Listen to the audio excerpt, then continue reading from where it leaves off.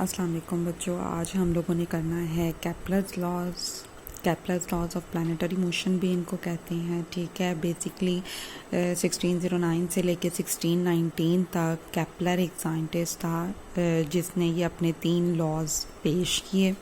ना सिर्फ इनकी मदद से सोलर सिस्टम के जो हमारा अर्थ और दूसरे प्लैनेट हैं इनकी मोशन को एक्सप्लेन किया जा सकता है, इसके साथ साथ हम इसे दूसरे जो प्लैनेट्स हैं और दूसरे स्टार्स हैं, दूसरे प्लैनेट्स हैं और दूसरे मून हैं, सैटेलाइट्स हैं, उन सब की मोशन पे हम इनको अप्लाई कर सकते हैं। बेसिकली उसके जो लॉज थे, कोपरनिकस, न्यूटन और गैलीलियो, जो उस वक़्त के बड़े बड़े जो साइंटिस्ट थे उनके काम को मद्देनज़र रखते हुए और उसमें एक उनकी जनरलाइजेशन थी।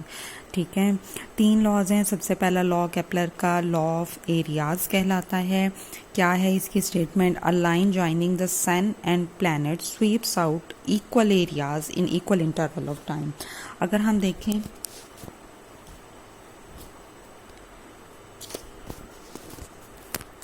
अगर इस हिसाब से देखें इक्वल इंटरवल ऑफ टाइम में इक्वल एरिया, यानी अगर हम इसकी इक्वेशन लिखना चाहें तो हम लिख सकते हैं area over time is a constant.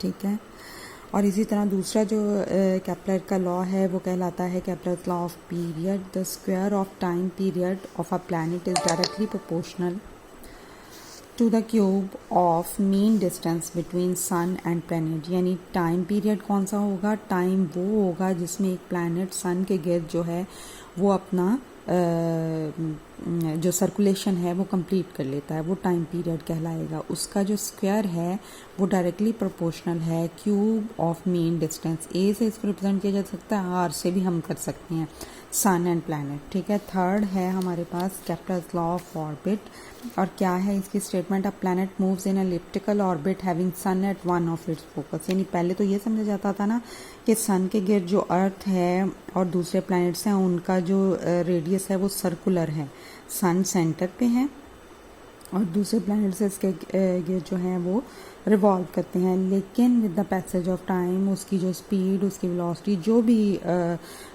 Data available था और उसकी मदद से ये मालूम किया गया कि तकरीबन इसका जो ऑर्बिट है एलिप्टिकल है with son of its focus. Ellipse कैसे बनता है?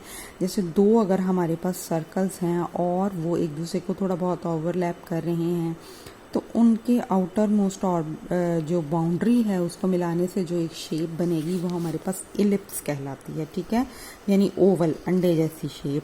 अब यहाँ पे देखें 2 सर्कल्स को मिलाने से इट मीन्स इसके 2 सेंटर्स हो सकते हैं। ठीक है, एक ये सेंटर और एक ये सेंटर। अब चूंकि ये डिफरेंट है, सर्कल नहीं है, सर्कल में तो ये होता है ना कि सेंटर और यहाँ से डिस्टेंस जिधर से भी लेंगे वो इक्वल होगा, लिहाजा इसके 2 एक्सेस होते हैं। इसको सेमी मेजर एक्सेस कहते हैं, इसको सेमी माइनर एक्सेस कहते हैं, क्योंकि ये वाला और ये वाला जो है वो डिफरेंट है। सॉरी, ये फोकस के अंदर से गुजरेगा। ठीक है, एक इसका ये फोकस कहलाता है और एक इसका ये फोकस कहलाता है।